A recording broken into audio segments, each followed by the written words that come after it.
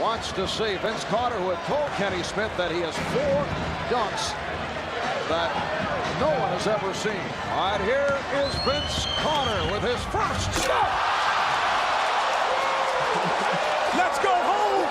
Let's go home, ladies and gentlemen. Let's go home. Let's go home. Let's go home.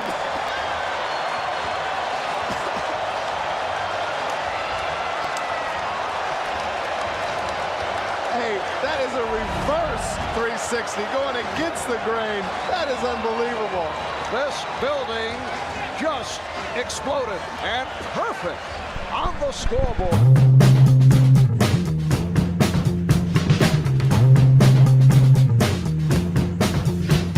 Best dunk contest dunk of all time. Effortless, too. Effortless for him. Hey, it's 8 o'clock. It's a Thursday night. You hear the music. You know what time it is. You know what's happening. It's the DNBA show. I'm your host, Brendan Vogt. I'm joined by the same guys I'm always joined by. Above me, it's Eric Weedham, also known as D-Lenko. Yeah, old news. Who cares? Move on. Over it, right? To the left of Eric, I'll just let the viewers guess.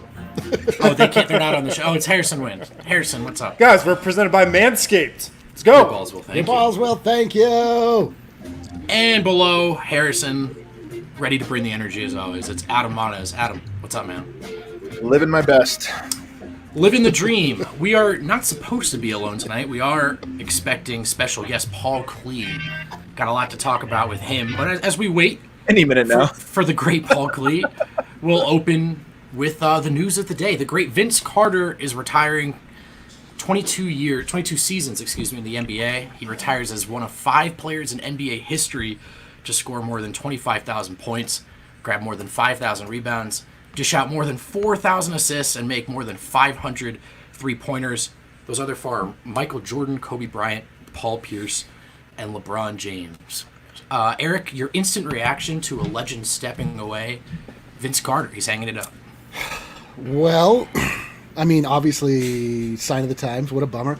But he's also been playing for my entire life, as far as I don't ever remember Vince Carter not playing. I'm a little surprised he's still in the league, if I'm being honest. But, what a bummer. You never want to see a legend step away. Wade, what are you going to remember most about... At some point, you want to see a legend step away, though. Yeah, it might have been time for Vince. What are you going to remember most about Vince Carter, Wade? Definitely not any of those stats you rattled off. I'm just going to remember the 2000 dunk contest. Probably true. That's what I'm going to remember about Vince Carter. I feel like that's his defining moment of his entire career, right? What about dunking over the dude in the Olympics? That might be it, too, yeah. Is it Frederick? What was his name? Something Weiss. Frederick Weiss. Weiss. Yeah, and wasn't his life was then ruined afterwards? Wasn't that the story? That's true. Well, that's a dark ending to the Yeah. Oh, wow. Adam, Vince probably has to be one of the best players to be known as a dunker, right? He was a 4-tool basketball player, maybe really good, but I do think people are going to remember him for the dunks as a dunker, even though he had more. Well, so here's the thing about hanging around, because he played 22 seasons. You just said, right? Yeah.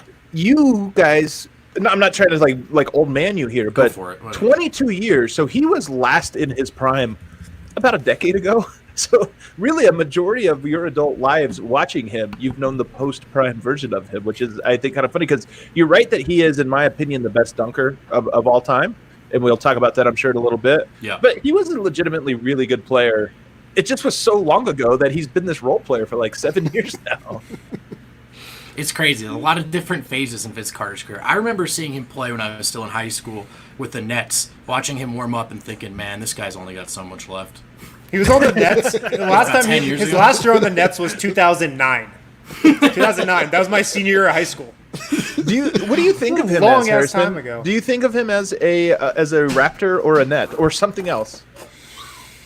Probably Raptor, just because of the dunk contest. But I remember those Nets teams kind of vividly, him and Jay Kidd and Richard Jefferson. But probably a Raptor. Yeah, it's interesting. I think he's got to be a Raptor, and I say that as someone in the purple. Yeah, absolutely. I mean, that it was the Air defining Canada player. Yeah, absolutely. That purple uniform, Vince Carter. Those two goes hand in hand. I actually forgot he was on the Nets. But he's been on almost.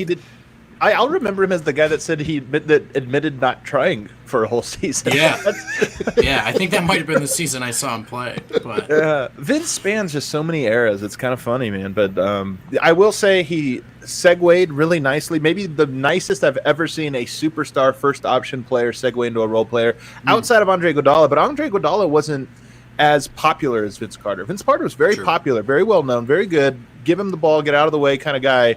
And then he segued into, I'll stand in the corner. I'll move around and do these basic things. For a long time, right? Like totally swallowed that ego if it was there, and was to be able to play more basketball, to stay in the league, to do what he loves. He completely changed his approach in a way that not a lot of guys of his caliber have, really. Yeah. What do we think about the way he ended his career? Because he was on the Hawks for these last 2 years, who were one of the worst teams in the league. He was on the Kings before that, another terrible team. A lot of future Hall of Famers would try to ride it out for a championship and join up one of those teams. Vince Carter's like, I still want to play like 15, 20 minutes a game. Yeah, I guess that's true. He did too. I respect it. I respect it. Too. Yeah. I do too, man, to be honest with you. I don't think there's like a right or wrong way to go out at the very end. We talk about Millsap all the time about like why would he leave this or that, but maybe he pulls a Vince Carter, goes to Atlanta, they missed the playoffs, but he gets to play 27 minutes, and it's just like, that's what I wanted to do. Who knows? But here's another story though I want to say about him that you youngins probably don't know. I love that I get to do this sometimes, especially about a guy that entered the league 2.5 decades ago. He was not the better of the two prospects coming out of college. Anton Jamison, if you guys recall at North Carolina, Anton Jamison was the guy at that team, and Vince had a lot of upside, so there were people that obviously thought he had more upside. But Anton Jamison was number 1. Vince Carter was number 2, and that is a hilarious thing to think back on. So they entered the league at the same time? Yeah, I can't. Now you're asking me. I can't. I don't remember if they went. Fact check him live here. Yeah, fact check it live, guy. But I don't know if they entered the draft the exact same year. I think they did, but they were together in North Carolina at the same time, both as freshmen. When did Anton Jamison retire? That's a great question. Like 10 years ago? Anton Jamison would have been better in like this last decade than he was in his own time, because he was like a versatile, bigger guy. Yeah, he was like a playmaking 4 type guy. Yeah. He retired in 2014. 6 years 2014, okay. Guy, I don't know if you have this stat ready. Maybe we can do a little sweet live production magic here. But this stat I'm about to rattle off comes from Tommy Beer, at Tommy Beer on Twitter. Vince Carter has played with or against 38% of all players who have ever played in the history of the NBA. He has been teammates or matched up against 1,672. Zoom in on that bad boy. Of the 4,509 players who have ever played in the league. That is one of my favorite stats in any sport. We always talk so much about how the game has changed, even in just 5-year windows. This is a dude who's figured out how to survive, catch his minutes, stay relevant across multiple eras. I swear, how could that possibly be true? That's insane. Well, part of this, the NBA is a little younger than than Major League Baseball, right? Yeah. Holy cow! Yeah, there's like a lot of baseball players who have ever played. There was a weird stat that I had seen one time that it was something like every champion since like 1979 has had one player that has played with Shaq. And it goes back way before he entered the league, and obviously way after. It's still true somehow. Well, I saw somebody do like a 5 degrees of separation with Vince Carter, where it was like Vince Carter played against Rick Mahorn, who played against somebody, and like 4 players later was like Bill Russell. That 4 players, I think it'd be a lot though. I almost wonder if it is fewer than that. I mean. Yeah, 37%. Like you're already 1/3 of the way there. Do we like Vince Carter? What is people's take? Like, what's favorability? See, I'm glad you brought that up, because I think he stuck around long enough that it swung all the way back around. Absolutely. What's the knock on him? He didn't win a championship? Is that the knock? I think there was a stretch in his career where it didn't seem like he was necessarily trying super hard. I don't know if that's fair or not, but in the sort of like that 2010 to 2014-ish range, that's how I thought of him. Oh, I would even go before that. I think if my impression of the late 90s to mid 2000s was that there was a lot of superstars that didn't seem to really care about winning. They just seemed to be about everything. And he fell into that. Checks. To me, he fell into that group of it where it was like, what do you mean you spent a whole year not trying? You had a team. You had like things you could have been doing. And he was one of those guys, the Marburys, the Sprewell. There was a whole era of really talented, really exciting players, but but I think he just stuck around so long that he became one of everyone's favorite, not only are there fun stats to rattle off every time he hits the court, but even the youngest guys, right, who have only been in the league a few years, they're still stoked to see Vince. Harrison, you put that quote out today from Jamal Murray. I'll paraphrase, but he's just as excited to see Vince, more starstruck than he is Kobe or LeBron. Well, that's Toronto, too. Yeah, he's definitely like swung around from being like a player on somebody else's team that you had feelings about. He was either on your team or against your team, to just being an institution. Like, you can't not like Vince Carter. He represents too many like big moments in the NBA, and he played with 37% of all players. I don't know if you guys knew this. He's also cool, right? Like, and I don't know. He is very cool. Vince Carter is he the best dunker ever? I don't know if that would be a unanimous answer, but I bet he would get the lion's share of first place votes if we polled. You know who I'm really curious what their take is on Vince Carter? Who's that? The Colorado Springs Gazette's Paul Klee. Interesting. Well, yeah, really. Oh my goodness! Wow. There he is. All right.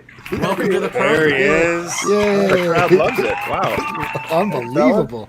Paul, how's it hanging, man? How you been? This is the most socialization I've had in 4 months. This is great. I bet you more than anyone. You probably just went straight to the mountains, found a little quiet spot, and never left. Yeah, I was on the side of a mountain since February. So once you guys invited me on this show, I brought the camper back and had to say hi to some good basketball people. There we go. That's awesome, man. Yeah, I can't see a really social man hanging a poster of fish behind himself. That seems like the decoration of the lonely man. I love it. They make me happy. Yeah. Have you gotten a lot of fly fishing in, Paul? I don't know if there's a season for that. I don't know how it works. Funny story about that. It's year round. Okay. I actually fish are always alive. I didn't for a long time there until June 1st. I kind of shut it down and did what they told me to do. And then June 1st, I said I'm going fly fishing. I figured. You're not supposed to fly fish? Is that we're not supposed to be doing that either? But they have the thing up in the mountains where they didn't necessarily want that's right. from down here, and so that's right. I want Eagle County and Summit County to be there for a while, so gotcha. I left them alone. But I got out the last couple weeks. It was good. It's good to see you guys. Good to see you. Good to see you too. Feels like another lifetime ago, doesn't it? Speaking of, here's a. Ooh! Oh wow! Did you tie that? Yeah. It looks like looks like a Salem crawler, right? That's it's called a circus peanut. Okay. Oh, wow. Yeah, I would have guessed that. Oh yeah, I can see it. Yeah. We need a show where Klee shows us flies and we just pretend we know. We come up with names for them. I mean, if just that's nod. A circus peanut, we could probably throw out some pretty good guesses for whatever. Yeah, there's the same line comes with the sex dungeon, Okay. the baby ganga. That would be Eric's favorite. Yep. Yeah, So- absolutely. Yeah. Just last week on this very show, Paul, I think Adam said that fishing seems to be all luck. Can you set the record straight there? Because that seems like he's selling the game short. The competitive fishing where the guys are on the boats and they're just like throwing the lure out. And then that graphic that ranked the difficulty of all sports, fishing came in very last. It was the easiest on all of it. That's probably true because you're successful even if you don't do it right. That's the right answer. That Yeah. is the right answer. Already dropped I'll it. tell you what, though, Nuggets wise, I've been trying to get Michael Malone on a river here for about 2 years, so hopefully that'll come to fruition at some point. Well, I'm sure now more than ever he's likely to. He has the patience and temperament for fishing, I think. That's right. Do a rage cast. Well, listen, Paul, we're talking about the retirement of the great Vince Carter after 22 NBA seasons, and we were just starting the discussion of do we think this is the best dunker of all time? Is that the way people think of him? He's obviously up there. Paul, is he to you, and who are some of the other names you think? Oh boy, present company excluded, I guess. Well, I see Mata's. Adam's thrown down a dunk once. Yeah, maybe. Probably when Anton I have Jameson last one played. cool dunk in my life. All the other dunks are like Thomas Welsh dunks. Tell us about the cool dunk. What was that Yeah, what's the necessary? problem? I just had it was just happened to be like the perfect, like the stars aligned for players to jump and miss and got him. It was the only time it has ever been like a cool looking one. The rest of them are just very Tim Duncan-esque. Utilitarian, yeah. I It's would fine. It's say efficient. You don't waste any energy with those. there was one at Carolina that this was a long time ago, 22 years, right? Yeah. I think it was it Ed Cota? It was his point guard. Someone like that. There was a coda there. Yeah, they threw it off the backboard to him, and it was in the Dean Dome, and I have to apologize for something real quick. I was a Duke fan back then. Ooh, okay. Ooh. Well, thanks for apologizing. Apology not accepted. I'm sorry. I like that you're a Gonzaga guy now. That's a much better. Like Gonzaga, I can feel that. I can't feel Duke. Yeah. No, I can't either because Coach K yelled at me. Did he That was really? it. Oh, we're gonna need that story. Yeah. Wait, It was in Maui. did Maui you earn it? Did you Invitational. deserve it? Probably. But it was at the Maui Invitational. It was after a Duke Illinois game, and I can't remember what I asked. I can't remember yesterday sometimes. But it was, he said something like, have you ever watched us play? And in my head, I'm thinking, yeah, since I could walk, I watched Duke play. But from that point on, I said, I got to find a new team. And luckily, I attended Gonzaga University. Some people might say the Harvard of the West. And Many people are saying. so my fandom changed since 1998. But I would say Vince is the best dunker. I have a take. I think there is a chance Zion Williamson will pass him. I know this is always the recency bias thing, but there's so many dunkers that I think are really good. Maybe not necessarily unique. They just jump higher, more power or whatever. But Zion is the first one where I think he jumps as high as Vince does, and he weighs as much as Charles Barkley. And it doesn't. None of his dunks make sense to me. Right. He's got that quick second jump too. I think. I think it is Vince. That's a really good question. I was a huge Iverson fan growing up. I was an Iverson Georgetown fan, and you look back at some of the stuff that he did. You know, his ankles are like our wrists. He's just a little guy, and he was dunking on people, but he's not a pure dunker, I guess. Yeah. When he dunked it though, it looked cool. It did look really cool. I'm like putting you on the spot with this, but can you think of some great college dunkers that maybe didn't make that transition, so we wouldn't know about them as much? Well, Brandon Clark is going to be one of those, but he did it. He did it on a big stage. He beat Zion once. He's good. College dunkers, gosh. Dante Jones, I remember being an incredible college dunker. Yeah, he had one. He had a big one at Duke. Yeah. I mean, I tell you, JR would have been on that 05 Carolina team.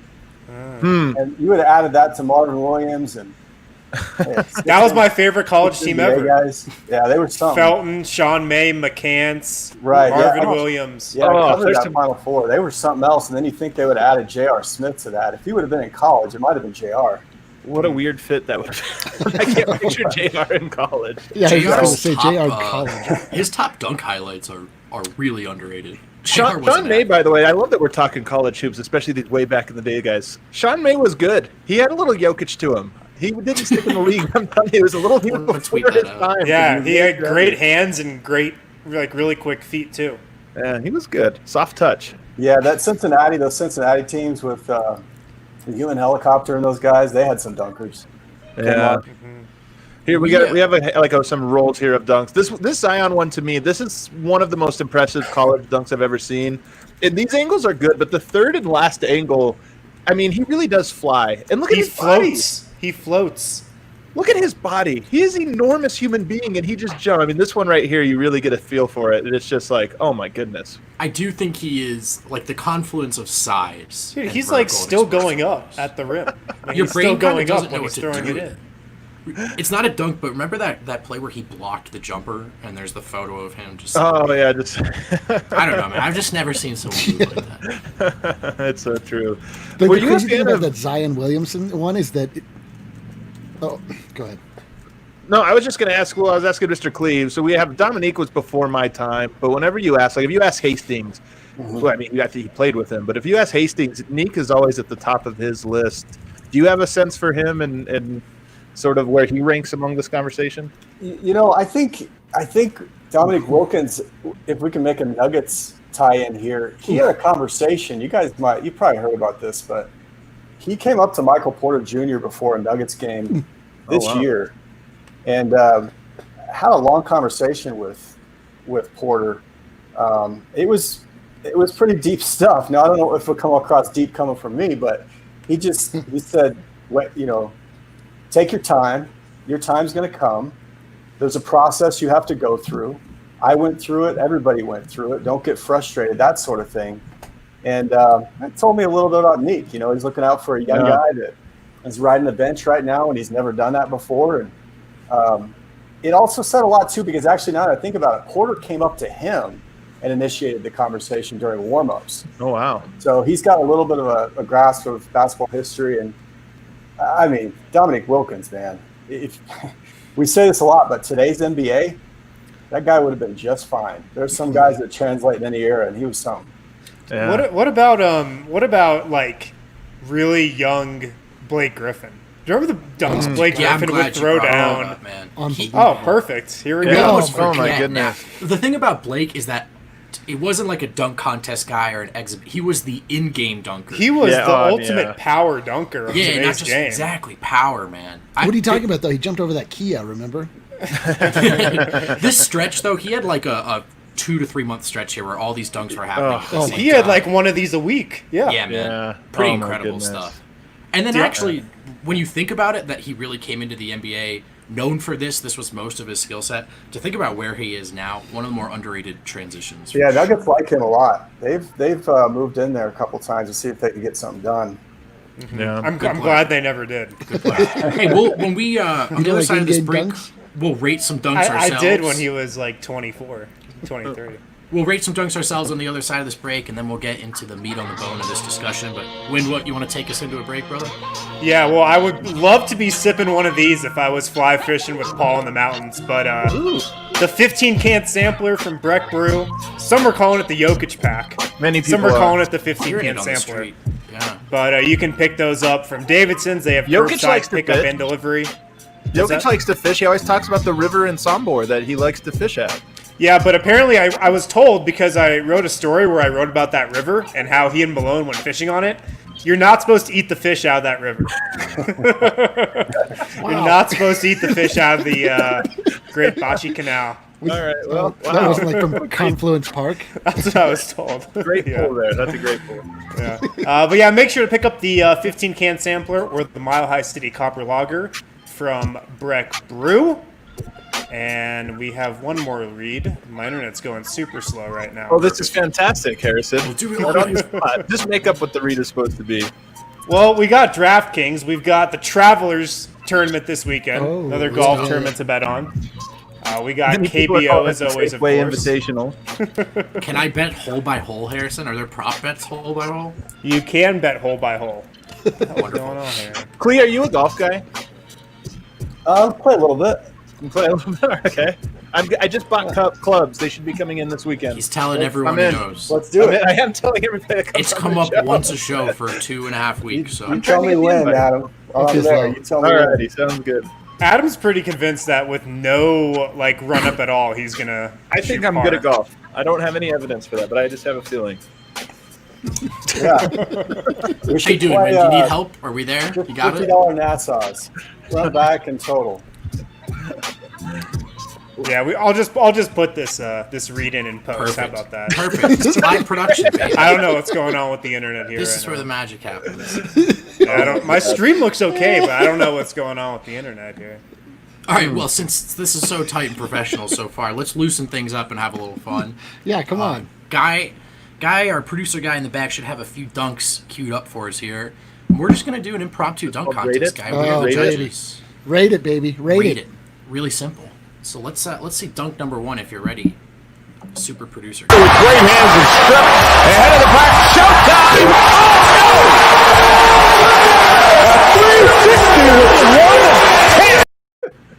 Showtime! Yeah, maybe don't have the volume. That was the loudest thing I've ever heard.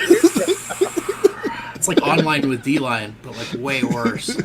Wow. You good there, guys? I have no control over the volume. That was a 12. That was the loudest thing I've ever heard in my life. All right, Paul, the dunk itself, 1 through 10. Rate it, brother. That was a 12.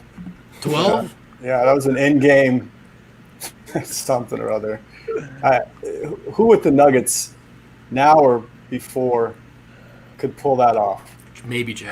JR, maybe, but JR. Dunkers not. Probably not, though. He'd try it. I was trying to think of who the best Nuggets dunkers are, because for me, you got McDyess is probably one of the better power dunkers. JR, David Thompson, yeah. David Thompson's number one. What are we talking about? Skywalker, baby. Easily number one. There's only like 5 highlights of him on YouTube that you could find. I mean, he's before my time, but all 5 are incredible. Yeah. All right, well, let's roll the dice on the audio. Well, maybe if Guy just wants to share his screen and then he can turn the volume off that way. Would that be easier? That might not work. Whatever works for you, Guy. I'm ready to roll the dice. I've turned my volume down. What are you thinking? Man, because Let's see what happens. I did not even see the last dunk. I did not we either. could just do the whole compilation if you want. Let's just try one more and we'll see how we do, Guy. Let's play with Play it on. Finale on the first round for Vince Carter. I'll tell you what. That's the best. That's the best finisher. Like the point, the double finger point. Because that's what doesn't happen enough in dunk contests these days. These guys don't have enough charisma. That's so true. Like that was half of what made that dunk contest so good because Vince just owned it. Yeah.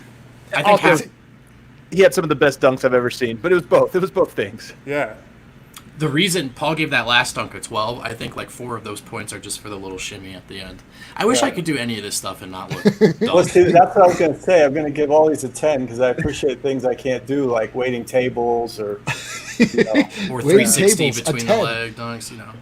That's the other thing is that the dunk contest is always like mired by the fact that people miss like 6 dunks and then make it, and you can't do this after it's your 7th attempt. Was that always happening? Like, I know like everything's on video now and it's all shared and we're all watching it live. But were guys better at this in the past when this was a bigger? No, I saw Birdman's. Yeah, Birdman missed like 8 times in a row or something. That was really the start. That was the beginning of the end of the dunk contest. That was before he was Birdman, though, so he was a completely different person then. Yeah, we haven't really had a good. Have we ever had a good Nuggets showing in a dunk contest? Will Barton did not have a great showing. It did not work out, did it? Well, actually, you know what people don't remember is Birdman was in 2 years back to back. It's the second one everybody remembers where he was terrible. The first year he was actually pretty good. I know nobody remembers that one because of how bad the next one was, but. So I think Klee gave that one a 10. Eric, what would you give that last dunk? I mean, you know, it's the attitude. The attitude, like as far as like everything we've seen, like that one gets like a 8. That's an 8. Wow. Do it, guy. The West German judge. Yeah, the D-Wade. What are you talking about? Wind, what would you rate that dunk? That's a 10. That's a clear 10. That's a 10 in any dunk contest. I mean, if any of these that have been clipped are going to be a 10, right? But yeah, these are like the best dunk I'm giving this a 9. I'm giving this a 9 because the dunk contest, it's set up for you. The in-game dunks are better. I'm giving it a 9. All right, let's watch some more sweet dunks before we move on. Up top to Carter with a right-handed monster jam. Vince Carter soaring to the heavens here in the City of Angels. Oh, baby, what a play by Air Canada. Yeah, I'll give that a 8.5. I'm giving it a 7. For him to have to reach back like that, I thought the in-game dunk already got the point bump by you. Vote 8. Is that 8 for Mars? What say you? I'm giving that one a 9. That's a 9 for me. Man, you guys are tough. I hope you don't grade my writing. I do. I just don't send it to you. I'd give your writing a 10, Paul. I'd give it a 10. Thank you. I think I was an 11. Oh wow. Eric, did you rate that lower than the dunk before?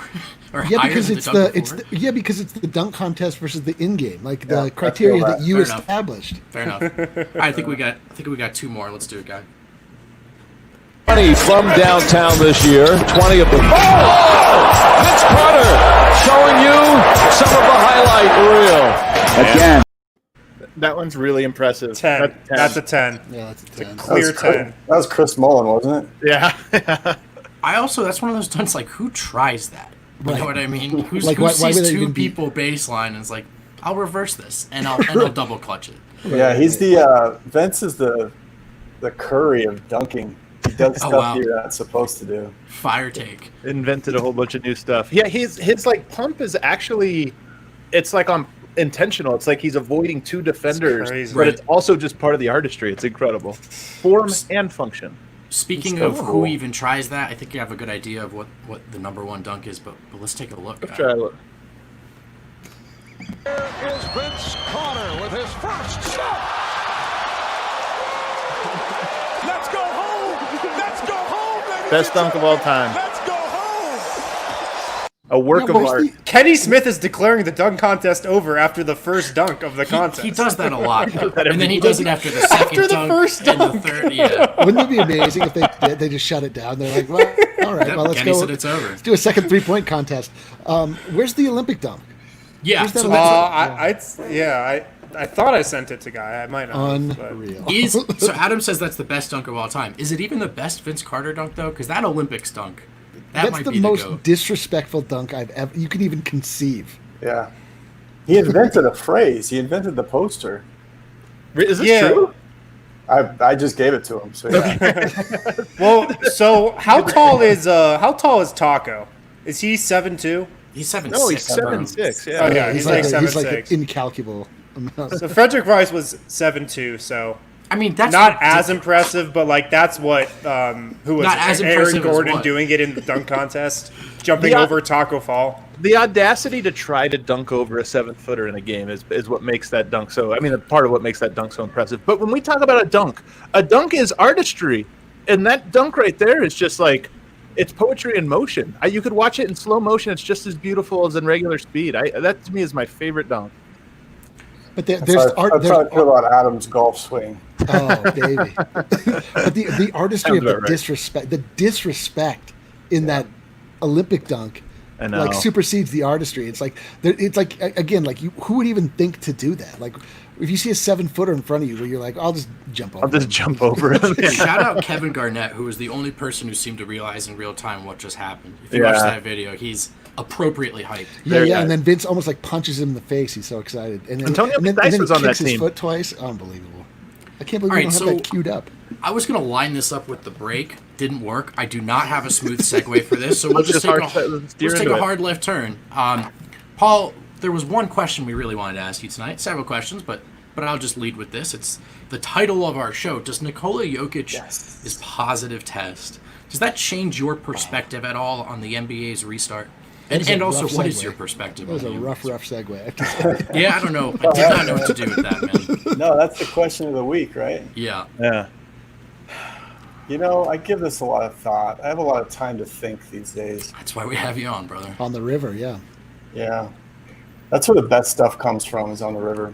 I bet, yeah. I'll have That's to probably give that a try. what's missing in my writing. I'm not out on the river. Hey, it's a standing offer, Harrison. I'd love to get out there with you, man. I got all the stuff. Man, Let's do it. I've been trying to get that invite for so long. It's all right. We'll talk about it after the show. I don't want to dance around this. It doesn't.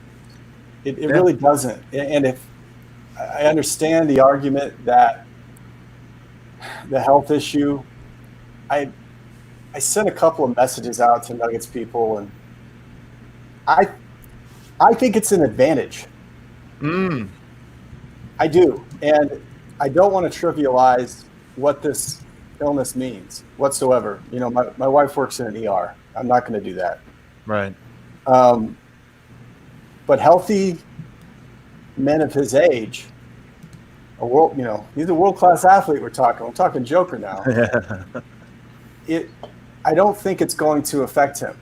And I would rather, if we are going to jump into this crazy idea that is the NBA bubble, have your players get it before. Now, I know people can take that the wrong way, but it's also from the numbers. You know, I've looked at the numbers extensively, the Florida numbers in particular. And just one, for example, the hospitalizations under the age of 54, it's 0.01% of the population there.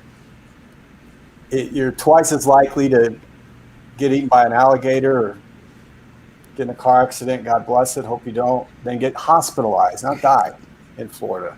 So the numbers suggest that I'm all right with it. Now, I hope the Joker's okay. I hope all the people that are dealing with it are okay. I really do. This is a hard deal. But it doesn't change my perception of this event. I think it's going to be unlike anything we've ever seen. I'm very excited for it. And it doesn't change my perspective on it. And Matt Moore had a great line the other day where he said, you have to balance your anecdotal evidence, because we see, if you're on social media a lot, you'll see people posting like, look, this healthy 12-year-old ended up in a coma, or this thing happened, and these are the anecdotal stories that are true, and you have to take those as information because that's part of the equation. But then you have to take what you said, and this is my opinion as well. You have to take what you said, which is let's look at all of the statistics of everybody in the U.S. and what are the risks. You weigh both of those things, and not just you, the players themselves weigh both of these things. And the NBA trying to take as many safety precautions and speak to as many people as they have. I just see a lot of people say, well, look at the numbers in Florida, look at this anecdotal story. Those things are part of it. But the NBA is also doing a lot of things to make the odds in their favor for this and the odds in their players' favor so that the risk is as small as possible, and then allow players to decide on that. They also built this in structurally, right? This time for players to test positive, figure out what the next step is, quarantine, and give it a shot and give it a go. And so, I think there are a lot of people who have on-principle stances on this issue, and maybe those haven't changed, but for your perspective to change because a player tested positive, no one should be surprised. The NBA is not surprised. And this is built into the plan, whether or not it's a good one. Right. There's just something with the shock of hearing a player's name associated with the illness that makes it more about, it takes it out of that statistic to that anecdotal side where it's like then you can think about an actual player that you see play all the time, that you think about their lives, like what will the long-term effects of this be? All of those questions obviously we don't have answers to, but then the other side of this is obviously at some point life must return. Is this life basketball? For me it is, but it just, I don't know. It's like all of these weird questions where you just, real life smashes into your ideals and things you're talking about in the abstract. And so it's just a strange situation. It doesn't change it for me either, but I can see how it would for others. Sorry. No, I was just going to say, I think one thing that we haven't talked about really is that, there's the players aspect of this, but there are going to be twice or three times as many staff and team personnel there as there are players. And right now the cases in Florida are out of control, and I haven't seen anything from the NBA on how they're going to be testing the staff that's going to be in the hotels and working there and whatnot. So you have the players, and I don't think anybody is that worried about the players, but there's still everybody else too, right? Yeah. There's still everybody else. God, I think every single thing that we are approached with at this point in time is just confusing and difficult, and there's no clear answers, and it's just sort of you have to just understand what the risks are and then act responsibly, and that's really all that we can do, Yeah. This is... That's well said, man. It's well said, because I don't think that I think it's easy to come up with a really absolute opinion on this, and I don't think there is something that we know for sure. I do know that these franchises in this league are invested billions of dollars in this operation, meaning the players, the salaries, everything. And this is a very risk-averse league, whether that's from making trades, whether it's from, their stances on societal issues. Yeah, it's a very safe league, and I don't think that's going to stop once they enter this wild-ass bubble idea. That's what it is, man. I don't know how this thing's going to play out, but I'm going to watch every minute of it. I want in there so bad. I can't even tell you how bad I want to get into that bubble. Right. Sports are going to be something different, something other than normal for who knows how long, and maybe the absence of sports or this, whatever this is, this hiatus might even change certain perspectives on sports and the role they play in society. We've already seen some players in the NBA from the social unrest angle also sort of reconsider their responsibilities here. Paul, this is sort of an impossible question to answer, but can we project any sort of permanent changes in sports from this pandemic? Not just the pandemic itself, but what time off from sports might do to our perspective? Yeah, that's a great question, man. I think it's a couple of things, because I think the two sides of that are how it's going to change from a fandom perspective and how it's going to change from the athlete's perspective. The NBA, we know, is a very conscious league. They're very aware of what's going on around them. And then from the fans' perspective, I'm interested in seeing how certain sectors of the fandom respond to a lot of the, whether it's the protests, the stances that these guys take. I saw it in the NFL. I was in Buffalo with the Broncos when most of the team knelt that day. And it was fascinating to hear the difference from the locker room to the tailgate. Those were two very different reactions to that. So for better or for worse, both aspects I think are going to change after this. Yeah. And I think that's the best answer I could come up with. In terms of the games themselves, I had a really interesting conversation with my friend Jay Kornegay. He runs a huge sports book out in Las Vegas. My question was, how are you going to set the lines on these things? No kidding. I mean, you're not talking about a usual situation where games 1 and 2 are being played in the Forum or at Staples, and the Lakers are winning both those. Right.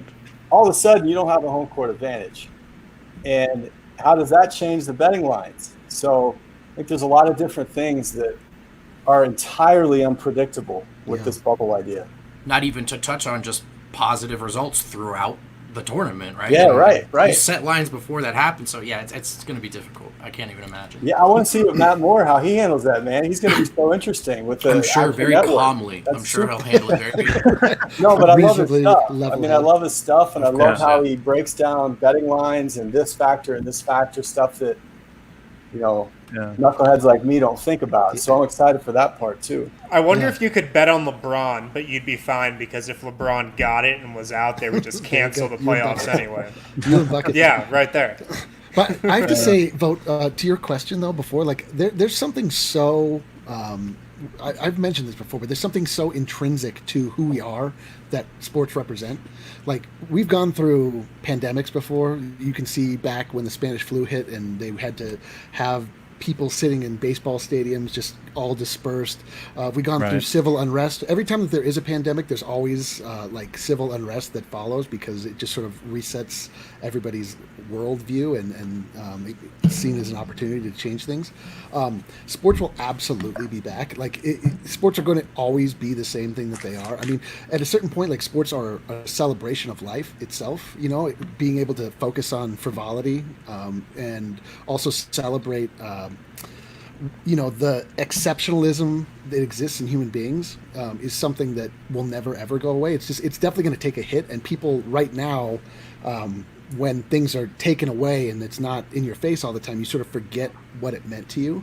I've heard people sort of argue that point, that maybe this will change the overall perspective people have on sports, and it will make it less important in society. But there's just no chance. It's just sports have existed the entire time that human beings have existed. Well, sports it's not going to change. They do provide those emotions, those feelings that you need, and sometimes those feelings are very negative. I mean, they're incredibly painful. But I imagine the first great Jokic pass or Jamal Murray step back jumper. It's like what that's going to feel like. It's going to be a feeling I haven't had for 4 months. That's not to say I've been miserable for 4, although it hasn't been the best. But it's just that there's a specific feeling you get from the just randomness of sports that I do think people might be doing a little bit too much work there, but it is a part of us. It really is something that I think people get a lot of value. People like myself get a lot of value out of, and I do think it'll be a welcome return when and if it does happen. I cannot wait.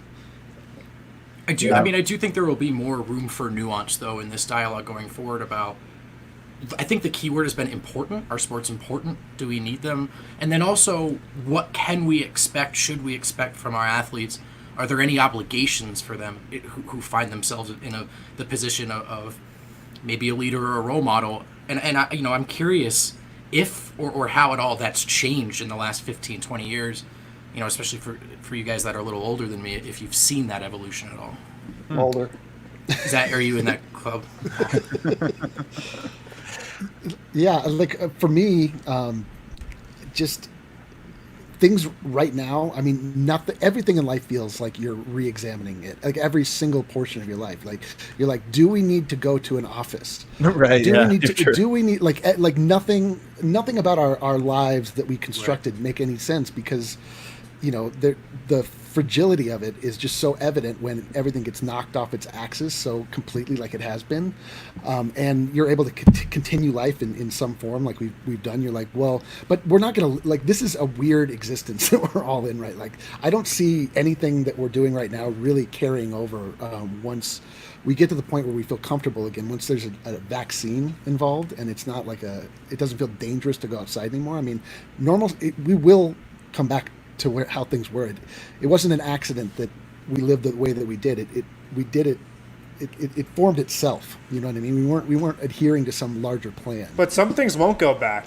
Companies won't go back to offices. You know, that's just going to be like a thing. A lot of companies will not have like people in offices because they've seen now that you just can work remotely and it's fine. So there will be some stuff that is permanent because of this for sure.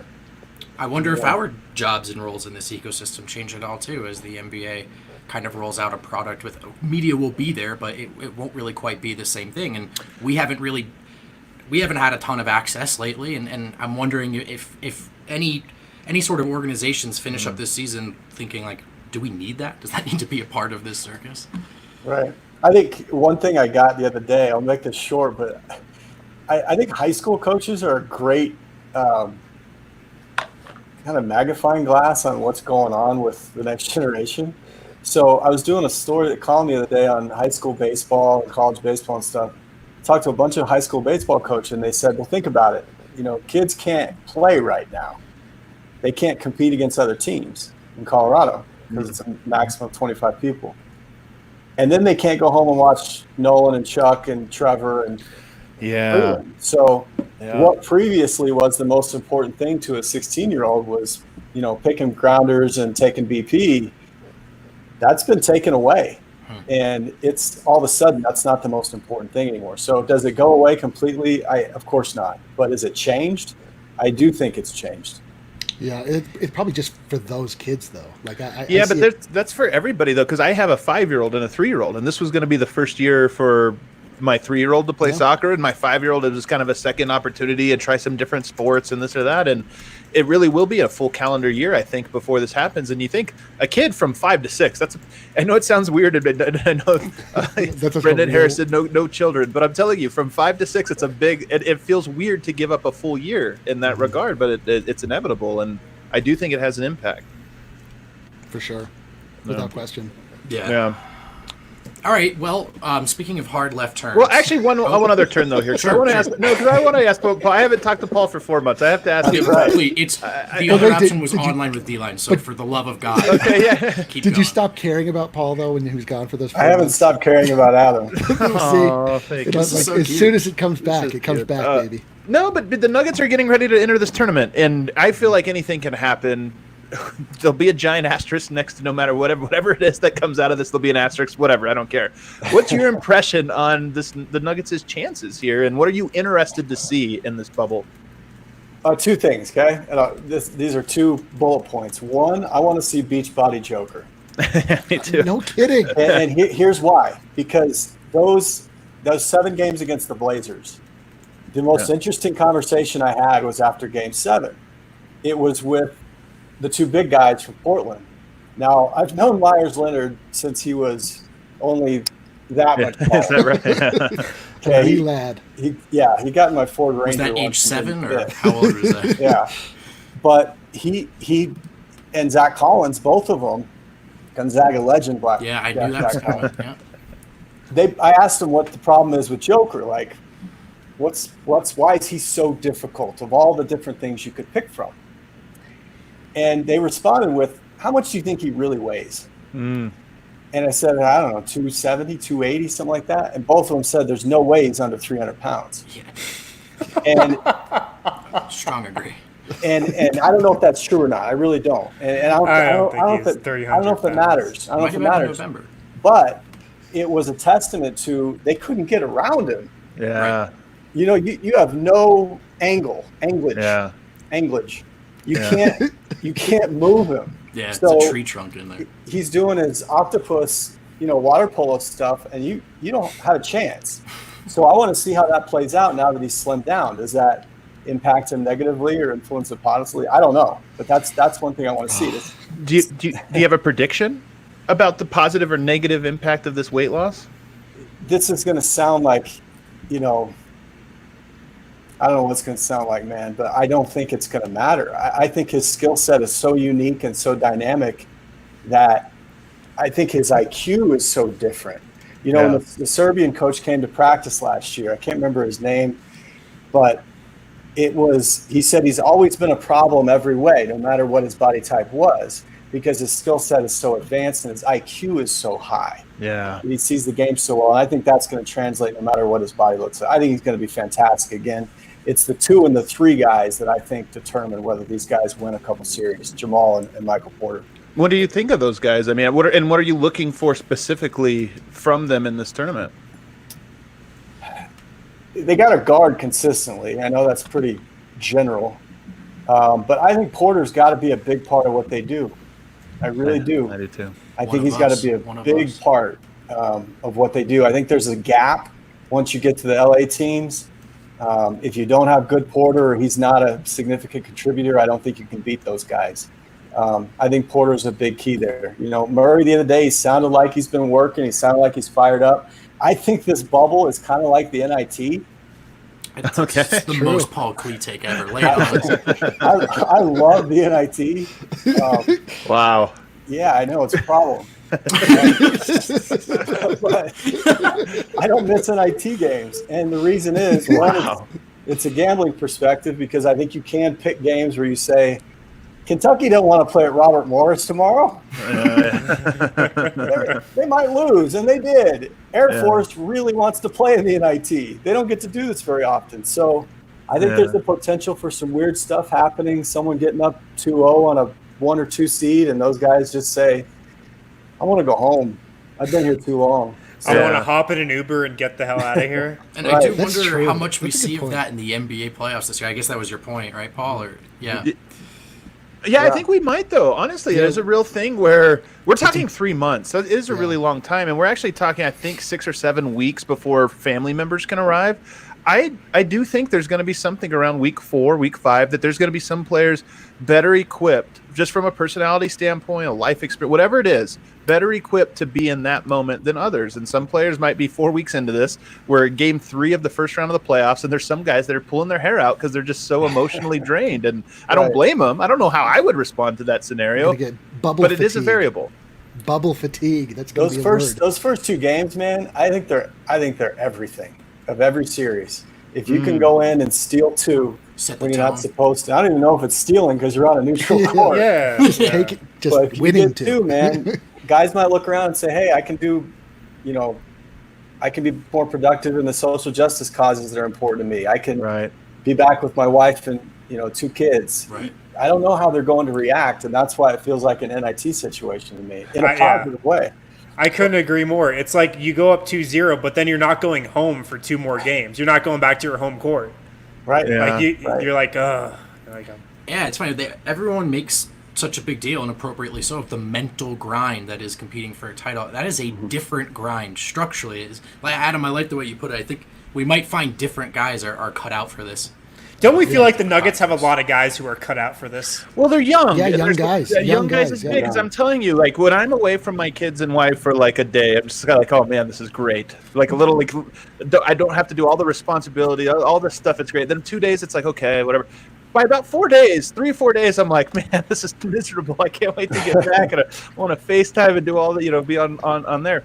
And we're talking about 7 weeks. It's really hard, I think, to really put yourself in there. And then on top of that, we're talking about emotionally draining 7 weeks. We're not just talking about you're going and playing basketball and having a jolly old time. We're talking about your legacy's on the line. Oh, Joker didn't play well in game 1. Is he choking? Is he doing this? And then you got to go back to your hotel and just be by yourself. I mean, those are real challenges. Hey, man, think about this. Those days, they're going to be really long. Oh, yeah. You're going to be on social media nonstop. Oh, no. They're going to see all our tweets. Jeez. Yeah, don't use full names, guys. Just company policy. I mean, that's a factor here. Seeing that, it might be the teams with the fewest vices. Oh, yeah. It really could be. I'll tell you, I'm doing something where I'm watching the 2014 Spurs, which and retroactively calling my favorite team of all time. It wasn't at the time, but it is now, especially watching them and doing this deep dive. Whenever you go back and watch a finals, you're reminded of how good you have to be to win a championship. Ooh. The level of basketball is so impressive. I know. And sometimes we sit here and we talk like, can the Nuggets win a championship? They're so good and they can do this or that. And then you watch an actual championship team and you go, oh, yeah, they don't make mistakes on defense ever. They play at 100% intensity, and they're also super talented. Right. That team you singled out, though, like, there might be more ruthless execution in that unit than any basketball team you've ever seen, right? Incredible. Absolutely incredible. But maybe a blueprint for this Nuggets team. They would have to play their absolute best, wouldn't they? Well, true. No matter what the scenario is, that's she can. No, but I mean, like, that's the thing. Like, they're not just gonna walk backwards into a title. Like, they would need to peak out in that Spursian ideal. I'm so interested. I just cannot wait to see what this basketball looks like. I mean, all of these factors you're bringing up make complete sense. But then maybe there's something to the idea that you're so focused in on the goal that it makes it easier because you don't have all these. You're not traveling. You're not. Maybe your family is bothering you for tickets and all these things that you. Oh yeah.